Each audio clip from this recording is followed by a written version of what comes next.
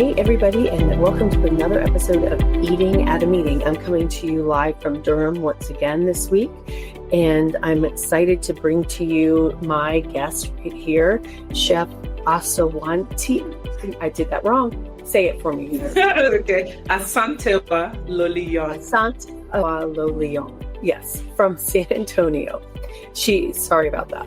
She is a chef and the founder of Food Horizons, which is a nonprofit organization dedicated to fostering a world where people are deeply connected to their food, embrace sustainable practices, and celebrate the richness of diverse food cultures. Through forums, events, and publications, she explores and educates about how the food industry and its impact on the lives and our planet. So welcome, Chef. How are you? Thank you, Tracy, for having me today. Really great to be here and share with your listeners. Yeah, I'm so excited. And I'm so excited that our friend Jamie Gonzalez recommended you because you're on the San Antonio Food Policy Committee together. Is that right? Or work in conjunction with that, right? Mm-hmm. Yes, we work together in a lot of the food scenes, and I met her through the Food Policy Council, some of the events. Yeah. Awesome. Well, today we're going to talk about with you the work that you're doing in San Antonio and around secret food stories and then what you think sustainable dining is. And just before we got on the show, you said something about, I'm not the end all be all about sustainability, but even one step means the world, can help a lot of different things. So can you talk about what you actually do with Food Horizons first? Okay, thank you. That's a great question. So I created Food Horizons because I wanted to bring all my work under one umbrella. It's a nonprofit that highlights the kind of food stories through written form, through our publications, through our events, and also through our forums. Mm-hmm. And Food Horizons is the vehicle to bring people together. Because I realized that, just like you mentioned, I'm not the know-it-all, but I know that if I can create a space where people can meet and interact with each other, then it will make a difference. I'll be kind of adding my piece to the puzzle with regards to sustainability as a whole and food sustainability as well. So I'm doing my part by bringing people together, stakeholders, it's a nonprofit, chefs, policymakers, academias, dietitians, and kind of having them interact with everyday people who care about food, who care about living a healthier life, and they want to improve their lives, right? And so I'm creating these spaces where they can interact and learn from each other. And most importantly, I want to create a space where you know that at the individual level, you have a role to play in food sustainability and health and wellness. Yeah. Yeah. I mean, and the more we learn about it, the more we can all work together and collaborate in doing that. You were brought up in South Sudan, but you live in San Antonio. How long have you lived in San Antonio, and how does your upbringing in South Sudan influence what you're doing now? So I've been in San Antonio for, I guess this year will be 9 years. Okay. I've lived experiences in Sudan, South Sudan, and South Africa. And to me, how it's influenced my understanding, or rather my approach to food is always, firstly, it has to be healthy. It has to be heavily vegetarian. Okay. It has to be also, we try to limit our waste, meaning finish all the food, of course, but I guess not over consuming, because sometimes you make more than you need and you end up throwing away a lot of food. So in our household, you have to kind of, I know some people see things differently, but we don't automatically throw away food when it says sell by date, expiry date, because it's not necessarily that the food is wasted or expired. And I know there are new laws that are trying to change how we label standard packaging on food so that people don't throw away food, because we might think we're doing the right thing, but we're actually adding to food waste. And we're also wasting our money, right? Mm-hmm. So for us in our level, it's just the individual steps at home that we make through the cooking process and even how we store and preserve our food so that we don't end up wasting. Yeah. And also, I really believe that it has to be delicious. I believe in healthy, but the first rule is if it's not delicious, I don't think anybody's going to pursue a healthy, sustainable life if it's something that's not healthy and also kind of doesn't make it easy for them to do it at home. Right. Yeah. Yeah. It's not, Exactly. Yeah. Yeah, because you don't want to eat something that you're like, ugh, right? You want to eat something that's tasty and that's going to want to bring you back to the table, right? And want to make you help you cook that. So, what inspired you? So, last year you launched the Secret Food Stories initiative. So, what inspired you to do that, and what is the Secret Food Stories initiative? Well, what inspired me was that so when I went to grad school at the Culinary Institute of America, I realized that I wanted to tell my own food stories inspired by my own upbringing. Mm-hmm. And I had various ways to do it, like by creating a product. I thought of creating a supermarket, like a marketplace with African food items, specifically focusing on East Africa. And then I created a spice blend. And then I realized, I said, but I want to tell stories. And so one of the ways was I started by sharing my own recipes online. Okay. Inspired by my upbringing. Because I'm like, how can I connect with people? And then building up, I realized I had a desire to create a festival where I bring together chefs, artists, have a panel discussion, a live band, kind of an exciting way to bring people together. So I said, I think the festival would be a good place to do that. And I still share information online, but now I'm focused on how can I do it in real life, because that's where the greatest impact will come. And that's what really spurred on the Secret Food Stories Festival. It's about food, culture, music, art in one place. Yeah. Awesome. And how was that received? I mean, did people really like the different stories that were told about the food and beverage? Oh my gosh, it was our first year. It was received well. We had 10 chefs and they created like food bites, small bites. Mm-hmm. Our theme was waste more, so focusing on sustainability, and they made items with minimal waste. For example, one of the chefs did a watermelon. She used watermelon and made the rind into candy, watermelon juice. And I think she did another item. So it's kind of using everything. And the whole idea is showing our attendees that, hey, you can do this at home. It's very easy to make. I made, for example, an orange olive cake that uses the whole orange.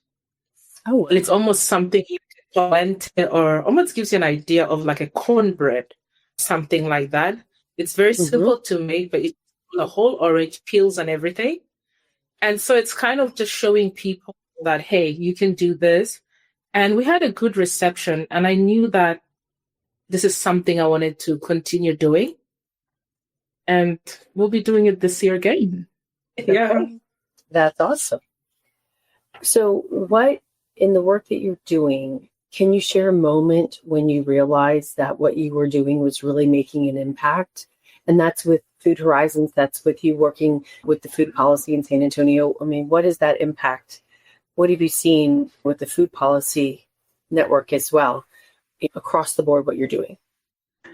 I would say for me, it's seeing our attendees having this interaction with our panelists or our professionals, be it the chefs or the doctors, policymakers, because they want that interaction to be able to improve on what they're doing already in their lives regarding to wellness and sustainability. And so to have that interaction, I know that this is something that I have to continue improving on and continue expanding. And also to see the chefs so excited to share their creations and their art. For me, really, it was all about that, the chefs, the artists, and just, it was like a show and tell school day always. And I'm just so excited to see that interaction, these chefs that are passionate. And then you have the just food enthusiasts coming together and saying, how did you do this? Where's your restaurant or where's your business? And they go out and support those businesses. And our chefs are always small businesses, mom and pop shops. So that really makes a difference in their lives and also our attendees. Right, exactly. Yeah. Okay, so one of the things that I've read about you is that you have this African philosophy, and tell me if I'm saying this correctly, Ubuntu? Yes, Ubuntu. Ubuntu. Can you explain what that philosophy is and how it's shaped your approach to food as well as sustainability? So Ubuntu is a South African word, and literally just means I am, like, because of you. So it's kind of talking about how my existence is connected to you. Okay. Mm-hmm. Yeah. So I'm not just a solo, I don't know, just in the planet or in the, just floating by myself. There's a connection, a part, like we're talking earlier, I'm part of the puzzle, you're part of the puzzle, and we make the whole puzzle piece. And that's what Ubuntu is. And so I'm creating the space, and then we have all the other pieces coming together, the chefs, the artists, the policymakers, the doctors, the academia, and the attendees. Everybody has a part to play. I don't exist solely on my own, and neither do you. You created this platform and you're bringing people together and you're sharing with your listeners. So your listeners is allowing us to also continue having the space to share with them. So we're all working together for a greater good. So that's basically Ubuntu. It's the togetherness. Yeah. That's awesome. Now, I'm interested to know too, like you've got your food policy people are not, and maybe they don't even understand the role of food in policies, but how do you think that has helped shape their perspectives and the work that they do in government or on the city level and the state level? Well, I think the way to help is, so we had our last panel discussion, we had somebody from Metro Health, and then we had a chef, and then we had a community leader from Million Gardens. So everybody had their piece to play. And the funny thing is, some of them don't meet each other. So having that interaction between somebody who's working in the city of San Antonio and some of the people who are doing the work on the ground, it's already creating this connection where they're able to say, oh, this is what's happening in that level. How can we connect with the chefs so that we can continue to implement going forward? So the city of San Antonio has a program called Provida, where they support small restaurants that have healthy, affordable food. And they give them a placard and they highlight them on their website. So that's already influencing their policy because they're seeing what the restaurants are doing and how they're adding it to their planning and programming as well. So it's just those small connections that they already have, but we're still expanding their access to different key players in the city. Yeah, and I think it helps both sides. I mean, it helps the policy makers understand what is happening with the farmers and the chefs and the diners, right? And what they need. And so the fact that you bring all of them together under one roof, have these conversations. As a woman in the food and beverage space, because you haven't changed, you're a woman in the food and beverage space, how have you faced any barriers in the work that you're doing because you're a woman, and I'm going to say a Black woman as well? And how did you overcome that? Wow, that's a good question. I think for me, I don't let anybody stop me from doing what I want to do, even if it's lack of funding, even if it's being overlooked or sidelined.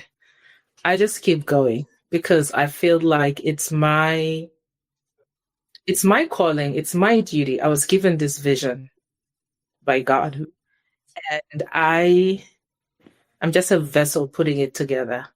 And it's been something in my heart for a while. And it's like that thing that keeps urging you that you can't not do it. But it doesn't mean that because you're doing it, it's going to be easy and that you're going to be received with open arms on the first time, because some people don't know you. Some people might not care to know you. And some people might already be supporting other initiatives. So to me, I have learned to carve different community. So for example, the funniest thing is that the most welcoming people were the art community and the startup community in San Antonio. So I found a home in Geek, and I found a home. I'm actually a visual artist now. I created something last month to showcase somewhere and to also share my food story. So it's kind of interesting. Yes, I created clay food, like a charcuterie board, and then I had clay food that I made. And then I created a 40-inch round canvas, just telling my life story. And then I created a food platter as well. So I had a charcuterie board with real food where people could taste my journey across my experiences around the world. So I would say that for me, the challenge is sometimes feeling not accepted and still finding out that I might not be to your taste, but I know that there's someone out there that sees value and is willing to support me. And so I would say that to anybody. Don't be hard pressed on thinking your community has to be those people in your industry. It could be just anybody who wants to learn more and live a sustainable life, a healthier life, or whichever mission you have. Yeah. Well, and then it can also take you in a different tangent that you never even thought of, right? Yes. The work that you're doing, you're meeting this person from wherever, and you're like, oh, I never thought about that. So it really, I like that philosophy. They just keep trucking along because you never know what you don't know. You don't know what you don't know sometimes. Yeah. You recently, so let's go to your artwork that you said. You just showcased your artwork at the Ethnic Art Society Women's Exhibition. So how does creativity play in your role of food and sustainability? I mean, did you, in what you did you use items that were going to be tossed or things like that? Or how do you think that's going to help progress you? So what I do is a lot of times, and actually now that you brought it up, I get to think that I am actually doing a lot of sustainable things within my work that I don't pay attention. So the only thing I bought was the canvas and the glue. Everything else was materials I had at home. So it was a canvas inspired by 3 rings, kind of which shows you like a tree trunk, and each ring represents a year of life. And so I was telling my journey, but I used cloth, like a lot of my clothes at home that I no longer use. I had to do some print for South Africa. I used some from South Sudan. So it was like this kind of ring with different materials that I found at home. And it's kind of showing the different phases of my life. So basically, the only thing I spent money on was the canvas and the glue. And then for the clay work, obviously I bought the clay. And I also bought my wooden board from Goodwill. So I try to buy secondhand. I try to buy secondhand items instead of buying new ones. And then I just use that in my art. So it's always looking for ways of how don't buy new and use what you have around the house. Yeah. And that is, I think, a big trend. I've read quite a bit of articles on the trend that millennials and Gen Z are like, how can we use what we have versus going out and buying new, right? And I like that you did that and using that to tell your story and thinking through that and the food that you create as a chef. How does that, like, if you've got leftover beet tops or whatever, are you using those as well in doing some of the creations in your menus? So when I was working the past job, I would actually use, I love making charcuterie boards, and I would use some of it for the decoration of the plate or something like that, like the peels and certain things. So I enjoyed adding that into the creation. And I recently learned, I know it was recent, but that's kind of crazy. Like when you make broccoli, don't throw away the stems. You can just chop them finely and add it to the stir fry. And I'm like, why haven't I been doing this? Because it's really delicious. So I don't throw anything from the broccoli anymore. So small little things I'm applying to what I already know. And I'm like, oh, okay. And it tastes actually good because it's going to cook through. It's not going to stay hard. Right. Just throw it in your stir fry. It just, or if you're doing it in the oven, it's another way of really just using everything.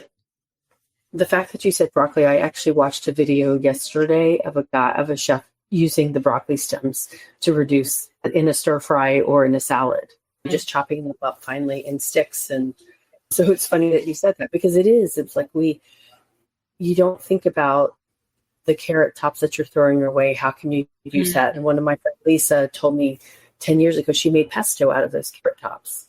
So you don't have to use lettuce or whatever. You can use whatever you've got in your refrigerator to come up to something different. And you can also dry some of them and make it into a powder. So Basit is the chef I followed. I can't remember his name. Maybe I'll share with you later. And he would use everything to show you can make a sauce. You can fry it, like deep fry it or air fry it, so it's crunchy. So you can also add that to salads as toppings. So there's so many ways you can use everything. Powder, liquid, like you say, boil it, make it into a soup or something. It's just amazing what we can do. Yeah. Right, exactly. What are going back to the festival and the work that you're bringing the chefs and the farmers and the policymakers, what are some of the biggest challenges that you've seen or heard from these conversations, and how can what you're doing help to improve those or address those challenges, and what are the things that we can do as well from those challenges that you've heard? As individuals? As individuals, yeah. As individuals. I would say that I think a lot of people assume that food sustainability is something beyond their reach because it just seems so complicated. They think, I have to have the composting bucket. What if I don't do it well? What if I don't have a garden? Some people don't. And what we were talking about earlier is in your own capacity, you can make a difference by, for example, not buying more. Actually, it's through the food prep, I should say. So when I wanted to say not buying more, it's kind of buying what you need and cooking what you need versus what you think you need. Right. So a lot of our waste comes in from overconsumption or the idea that we need more than our body can sustain. And then we end up wasting the food. And then you put it in the fridge for a week because you don't want to throw it out, because you don't want to feel guilty about it. And then somebody else has to throw it out and it still gets thrown out.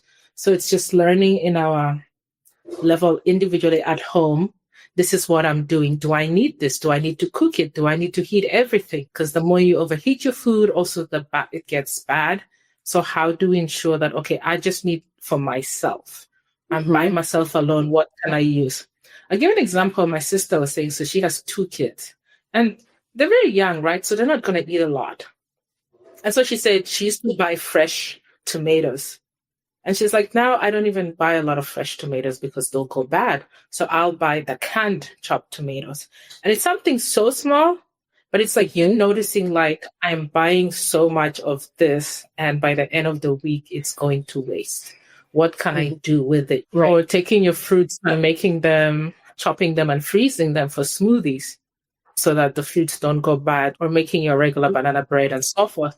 But it's just learning those small things that we can make a difference, because you don't want to go shopping every day. We don't have the time, right? So now we buy our fruits and vegetables and everybody's working and we're not eating those fresh items as we should. So there's nothing wrong with buying canned or tinned, as people call it. Right. But it's fruits or vegetables, and nothing wrong with buying frozen. So I used to not do it because I come from everything is fresh. We go to the shop every day in South Sudan.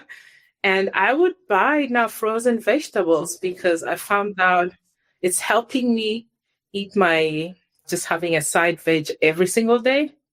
And it's already chopped. So I will cook actually for the whole week sometimes, just stir fry some vegetables or put it in the oven. And my nieces will take that and add it to their stir fry. So I'm like, oh, hold on, this is actually working for them as well. Because now they can just whip up something healthy quickly. And I don't have to worry. Yeah. So it's kind of those small things. And I would have some fresh vegetables, but I'm now learning, okay, I don't want to waste because sometimes we forget, right? So you're still getting your nutrients, but you're making conscious decisions. That's awesome. Yeah. I remember when I had a juicer that juices it, and then you've got the pulp that's left over. Mm-hmm. And what do you do with that pulp? I put it in the refrigerator, and I would either put it in the juice, in the Vitamix juicer the next day, or I would throw that on my salad, because it's really yeah. And that's a good way. I mean, or freeze it and use it to make stock, right? Because it's still that fresh vegetables. So that's one. I don't do that. I don't have that juicer anymore, but I love that when I did it. It was like, I don't want to waste this. It's good mixture of things. So what, if you could fix one thing instantly in the global food system, what would it be? One thing. I would like to include the culinary influences of Black women in the food industry. Mm-hmm. I feel like their voices are not enough. I feel like the influence of Black culinarians in our industry is lacking. And the reason why is, so I went to culinary school. I worked with people who went to culinary school as well. And sometimes I'll notice something that I believe has an African influence. And that's only when I came here, I realized that. I said, hey, you know what? This looks like a West African or an African dish from somewhere I can see. And they're like, no, this is from Puerto Rico or this is from here. And I'm like, no, this is African. I can tell you. And so I go do my research because not everybody knows every history of every region, right? And then I was like, oh, so this came through the slave trade or this came through this way. But when we're in culinary school, we don't teach people the full scope of that culinary world. So it's very French skew. Even in South Africa, where I studied, it's still very French skew. That's like the foundation. And so we don't get to see the influences of others that we continue to use. And that was actually the heart of why Secret Food Story started. It's like, how can I bring those voices in and say, actually, you know what? Once again, we're all together we're all different pieces of the puzzle, and everybody's puzzle piece is important, and their voices should be highlighted as well. So that's what I would do. I know it might not be related to sustainability, but it's still individual stories, I guess. Yeah. It's a story of resilience as well. I mean, it's 100% about sustainability. And I think that's an important, because all the different stories that there are around food. I mean, if you think about where rice comes from or where, like, we don't know. We just go to the grocery store and buy a banana. We don't know really who was the person that got that banana off the tree, right? It wasn't Gilligan from Gilligan's Island, right? Or did he get, I don't know if he took bananas down, but he took coconuts down for sure. But so no, I really like that. And it's where those influences came from, because a lot of our culinary history came from Africa, right? It came from the people who came here as slaves and were cooking and we don't realize that, right? So no, I love that. Thank you. What would be one piece of advice that you'd give someone who wants to use food as a tool for change in their own community? I would tell them, I learned that start from your own story. I was so scared to share my own story because I thought it wasn't worthy, or thinking that your food is not worthy enough. So it's learning to share your own. You have to start from within and say, this is my story and I'm telling it through food. Because food can tell you where people have been, right? Food can tell you also memories, connections, loved ones. And so I would tell them, just start with yourself, share your story, share it through words, share it through food you create, share it by writing about it. And then bring others along the journey. I love that, because you have to be authentic with you, right? And when you're authentic with you and the food that you have, it tells an even greater story. So That's fantastic. Okay. Well, we just kind of talked about this, but people don't realize the deep cultural and historical significance behind the foods that we eat, like where they come from. Mhm. And when you're designing your events, how do you engage those chefs and those policymakers to bring out their own stories about their food and how to use the stories that about the food that they're making to help educate? Well, the great thing about the festival is that you get to have interaction with the chefs. So we call them chef's table. So attendees can go up to chefs and just talk and interact with them on their stories. What did you create? How did you create it? What inspired it? And chefs are really this exciting people. Like I can tell you, they just want to tell you. They're very proud of their craft. And they're also mostly approachable. And so they can tell you why I'm doing this and this is what inspired it. And our chefs are always representative of our world, very diverse.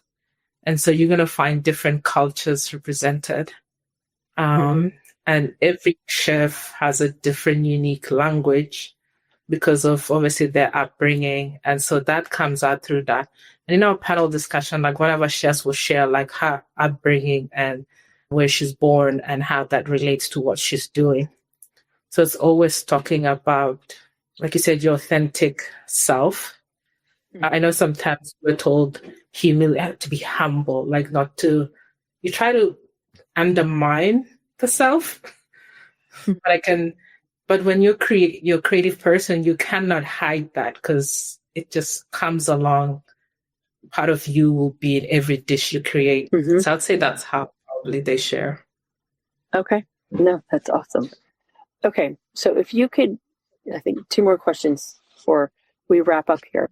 One is if you could design the perfect meal, I'm going to read this, make sure I read this correctly because I wrote it down, to represent your mission of sustainability, cultural connection, and community empowerment, what would be on the plate and why?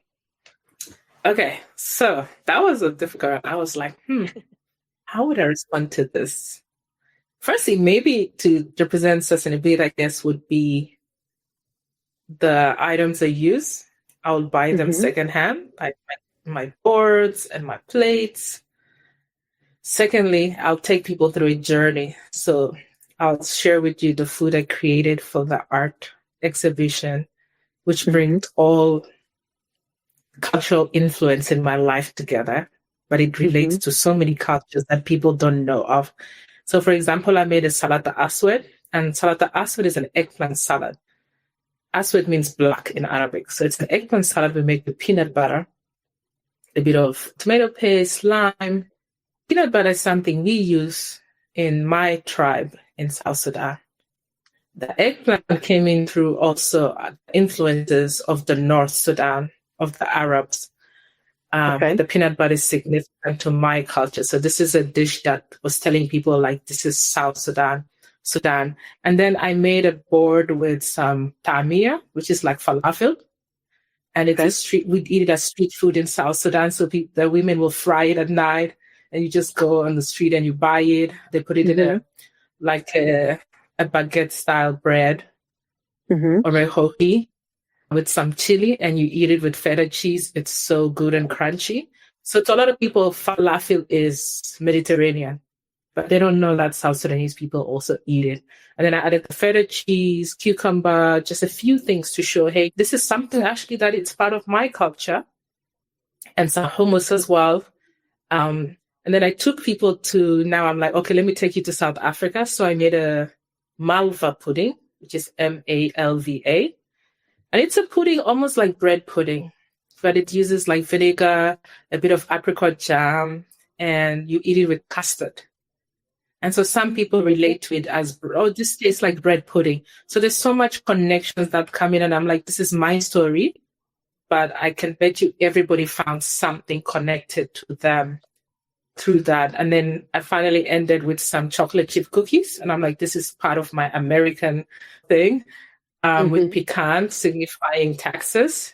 And then I made another cookie, chewy oatmeal with dried apricots and white chocolate and macadamia. The apricots still represent South Africa because a lot of people here don't put the apricots in their oatmeal cookies. But it was still like, hey, they make oatmeal cookies, but this is something else I added to it. So that would show my world to everybody that this is pieces of me. Yeah. Mm-hmm.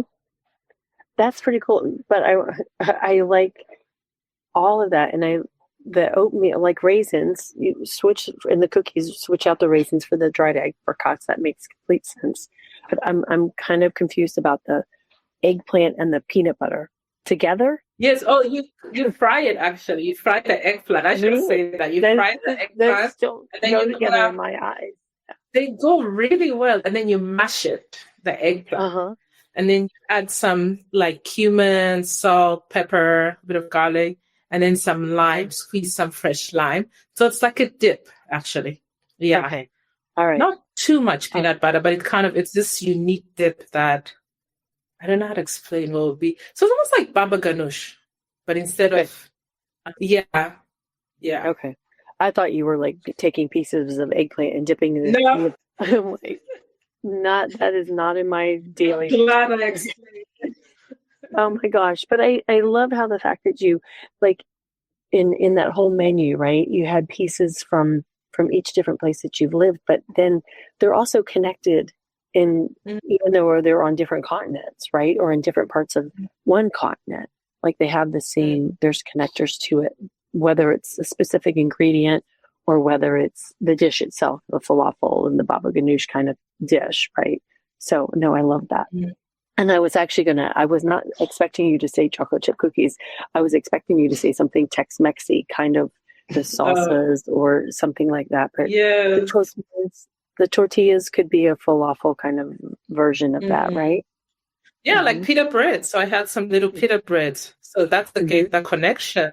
Different cultures have flat breads. They call it different things, but it's still, yeah.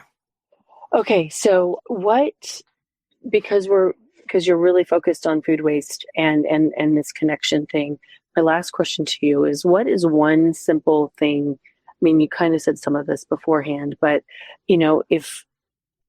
what is a misconception that people have around food waste, and how can they challenge that misconception and make that one or two steps to be that advocate around minimizing waste? I would say do what you can at your level. So if you can't do composting, find other ways to reduce your food waste. For example, it could be by how you prepare the food. Like we mentioned about using all your broccoli pieces, including the stalk. Or it could be by just making sure that you buy what you need for the week and making sure to find different ways to avoid food waste. So instead of buying everything fresh and you're not going to eat it, maybe then you need to buy dry items, frozen or canned, and use it as needed. And understanding that each of us at our individual level in our own homes, we make a huge impact. Restaurants and food supply companies and so forth, they can also do their part, but we are as important as they are ensuring that we reduce the food waste and live sustainably. Yeah. Awesome. I love that. Thank you. Okay, so we had a bunch of people over here. My friend Lori Tenney. Hello, Lori. She just popped in on Instagram, and Rob Akins. And so we've got two people listening on Instagram. If anybody from Instagram has a question for Chef, please let me know. If you want to connect with Chef, this is your Instagram and your Facebook and your website, basically, right? Yep. Yeah. The website is foodhorizons.us. .us. Okay. Yeah. And then when are you going to do Lori just says hi. When are you going to do the next Secret Food Stories Festival? Is that going to be in the fall? Yes. So is it for October? So our next festival will be in October 25th, launch essay from 6 to 9 p.m. And this year our theme is chasing health. So we're looking at pursuing health and wellness. And you'll expect, once again, chefs creating minimal small bites related to chasing health and wellness, and unique artists. And we'll have a panel discussion just looking forward on the future of food, chasing health and wellness. And the panel discussions are happening throughout the year.